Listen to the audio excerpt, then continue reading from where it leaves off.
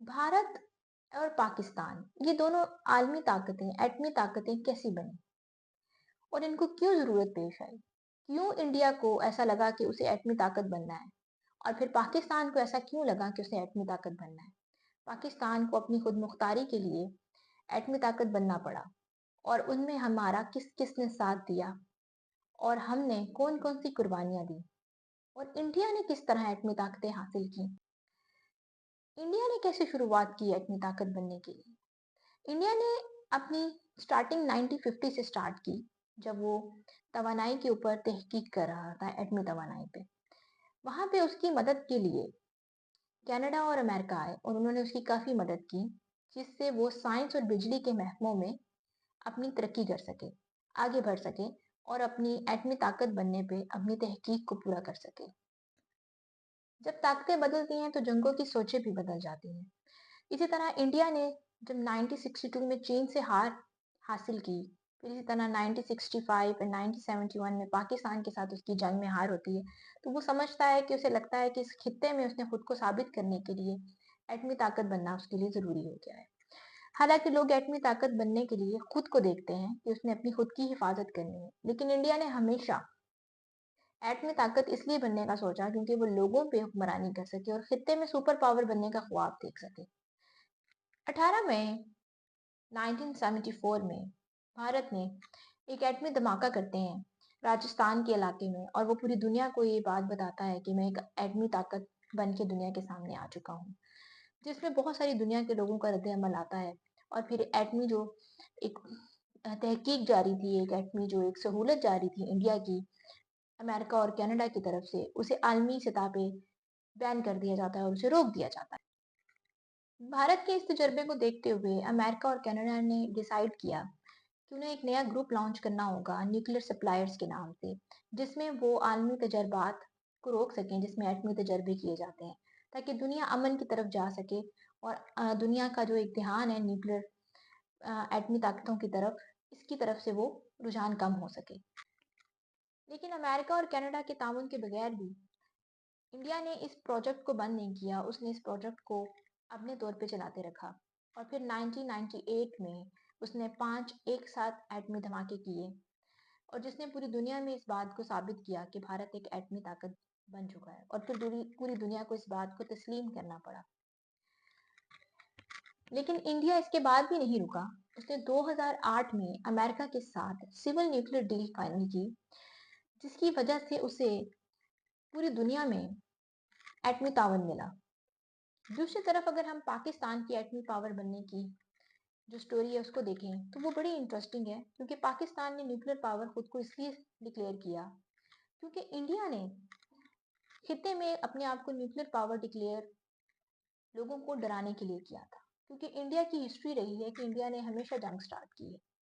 तो अब पाकिस्तान जानता था कि उसे अपनी दिफा के लिए, अपनी खुद मुख्तारी के लिए खुद को एटमी ताकत बनाना उसकी मजबूरी है। पाकिस्तान ने इस खित्ते में अपने आप को न्यूक्लियर डिक्लेयर किया ताकि वो खुद की और अपने वतन की और अपने वतन के लोगों की हिफाजत कर सके। 1974 जब भारत एटमी धमाका करता है और उसके बाद पाकिस्तान ये बात समझ जाता है कि पाकिस्तान की खुद मुख्तारी को खतरा है और ये खतरा बहुत ज्यादा हद तक महसूस होना लग गया, तो फिर पाकिस्तान के जो वजीर आजम थे उस वक्त के, जुल्फिकार अली भुट्टो ने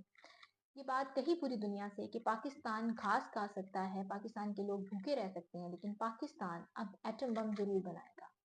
ताकि भारत को ये बात समझ आ सके कि वो इस खित्ते में दहशत को नहीं फैला सकता। 1975 ये एक ऐसा वक्त था जिसमें एक पाकिस्तानी साइंसदान यूरोप से वापस आते हैं, इनका नाम डॉक्टर अब्दुल कदीर खान है। वो अपने साथ साथ यूरोप की टेक्नोलॉजी के सारे तजर्बे भी लेके आते हैं और ये वही टेक्नोलॉजी थी जो एटम बम बनाने के लिए बहुत कार आमद साबित होती है आने वाले वक्त। 1980 में पाकिस्तान ने खामोशी से अपने एटमी बम बनाने के लिए तरक्की को शुरू कर दिया और इसके अंदर पाकिस्तान ने कुछ मदद चाइना से भी हासिल की और इसी दौरान पाकिस्तान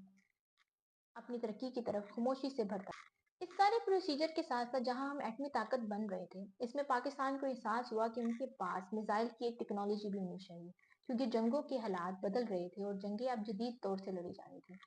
उसमें पाकिस्तान ने शुमाली कोरिया के साथ एक मुआहदा किया جس میں پاکستان نے انہیں ایٹمی ہتھیار بنانے کی صلاحیت دینے کا اور اس کے بدلے ان سے میزائل بنانے کا طریقہ پوچھا، اور اسی دوران شمالی کوریا نے پاکستان کے ساتھ اس ڈیل کو فائنل کر لیا۔ 28 مئی 1998 کو پاکستان نے بھارت کے جواب میں بلوچستان کے چاگی کے پہاڑوں پہ 5 ایٹمی دھماکے کیے، اور اس کے بعد 23 مئی کو ایک اور ایٹمی دھماکہ کیا گیا، جس نے پاکستان کو پوری دنیا میں عالمی سطح پہ 7ویں ایسی کنٹری ڈکلیئر کر دیا جو ایٹمی طاقت رکھتا تھا۔ پاکستان کو ایک عالمی رد عمل کا بھی بہت زیادہ سامنا کرنے پڑا، کیونکہ پاکستان پہ عالمی رد عمل کے جواب میں بہت ساری پابندیاں عائد کر دی گئیں، لیکن پاکستان کی قوم، پاکستان کی آرمی اور پاکستان کی موجودہ حکومت نے ان سب چیزوں کو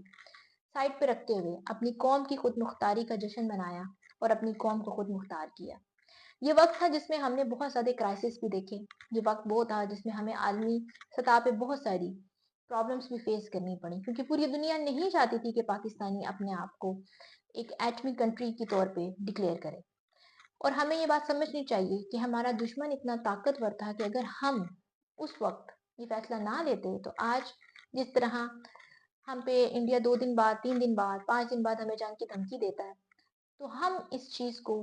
برداشت نہ کر سکتے اور وہ ہمیں اب تک ختم کر چکا ہوتا، پاکستان کا وجود ختم کر دیتا۔ اور پاکستان کی وجود کی سلامتی کے لیے پاکستان کی حکومت، پاکستان کی آرمی اور پاکستان کے لوگوں نے اس وقت کا جو ان کا فیصلہ تھا وہ بہت کارآمد ثابت ہوا، اور اس سب میں ڈاکٹر عبدالقدیر خان، جنہوں نے اپنی پوری زندگی دے دی پاکستان کو، وہ قابل فخر رہے ہمارے لیے۔ لیکن اب بات سمجھنے کی یہ ہے کہ یہ جو ایٹمی طاقت ہے یہ ایک بہت بڑی ذمہ داری ہو جاتی ہے، کیونکہ ایٹمی طاقت سے چند جانوں کا ضیاع نہیں ہوتا، بہت ساری جانوں کا ضیاع ہو جاتا ہے، لاکھوں کے حساب سے لوگ مرتے ہیں۔ امریکہ جو پوری دنیا کو عالمی طاقت بننے سے، نیوکلیر پاور بننے سے روکتا ہے، وہ خود اس چیز کو کر چکا ہے آلریڈی۔ جاپان میں وہ اپنے نیوکلیر دھماکے کر چکا ہے۔ اس لیے جو ویسی کنٹری آپ کو روکتی ہے تو پھر آپ سوچتے ہیں کہ جو ایک دفعہ اپنی طرف سے جنگ کا اعلان کر چکا ہے وہ کسی کو بھی آپ کے خلاف استعمال کر سکتا ہے، انڈیا ہو، کوئی بھی ہو۔ اس لیے آپ کے لیے اس ملک میں، اس پوری دنیا میں سروائیول کا سب سے بہترین طریقہ یہی رہا کہ آپ اپنے آپ کو خود مختار کریں، اور اب ہم ایک معاشی لحاظ سے ایک اکانومی کی جنگ لڑ رہے ہیں۔ انشاءاللہ ہم اس جنگ سے بھی باہر نکلیں گے، کیونکہ ہمارا مین مقصد یہ تھا کہ ہم خود کو پہلے پروٹیکٹ کر لیں۔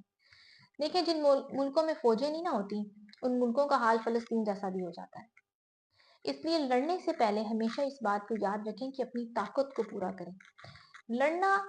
اور دھمکیاں لگانا بہت آسان کام ہو جاتا ہے، لیکن جب سامنے والا آپ سے زیادہ طاقت رکھتا ہے تو پھر لڑنے سے پہلے اپنی تیاری کو مکمل کریں۔ اور ہماری تیاری اسی میں ہی ہے کہ ہم نے اپنے آپ کو ایک ایٹمی ہتھیار کے طور پر ڈکلیئر کیا، ہم نے اس ملک میں خود کو ٹیکنالوجی کے لحاظ سے ڈکلیئر کیا۔ اب ہماری اگلی جدوجہد شروع ہو جاتی ہے اکانومی کی۔ یہ جو معاشی جنگ ہے اس کو ہم سب نے مل کے لڑنا ہے۔ جس طرح پاکستان کے لوگوں نے پاکستان کا ہر قدم پہ ساتھ دیا ہے، پاکستان کی آرمی کا ہر قدم پہ ساتھ دیا ہے، اسی طرح اب ہمیں اس ملک کی اکانومی کو سٹیبل کرنے میں اپنے ملک کے لوگوں کے ساتھ کھڑے ہونا ہوگا اور ہمیں آگے بڑھنا ہوگا، کیونکہ یہ دنیا جو ہے یہ پوری بھری پڑی ہے ہمارے دشمنوں سے۔ مسلمانوں کے بے شمار دشمن ہیں اس دنیا میں، اور وہ دشمن کبھی نہیں چاہیں گے کہ پاکستان آگے بڑھے، اور پاکستان کو آگے بڑھنے کے لیے ترقی کی بے حد ضرورت ہے۔ اس لیے آپس کے لڑائیوں جھگڑوں سے باہر آئیں، پولیٹیکل وار سے باہر آئیں، کوئی کیا کر رہا ہے، کوئی کیوں کر رہا ہے، ان سب چیزوں سے باہر آئیں اور اپنے ملک کو ترقی کی طرف لے کے جائیں، کیونکہ جب آپ کسی کے کہنے پہ 2 دن اپنا کام بند کرتے ہیں تو اس ملک کو نقصان ہوتا ہے۔ جب آپ کسی کے کہنے پہ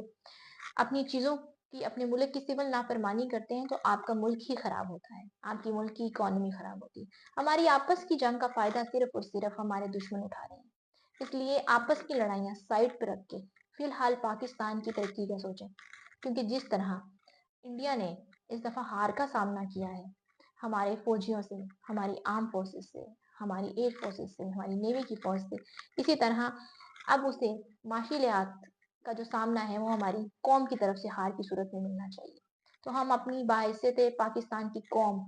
ہمارا یہ فرض بنتا ہے کہ ہم اس ملک کی ترقی کے لیے کوشش کریں، اپنی پرسنل لڑائیوں کو سائڈ پہ رکھیں، پولیٹیکل وارز ہوتی رہیں گی، لیکن पाकिस्तान की तरक्की सबसे पहले है।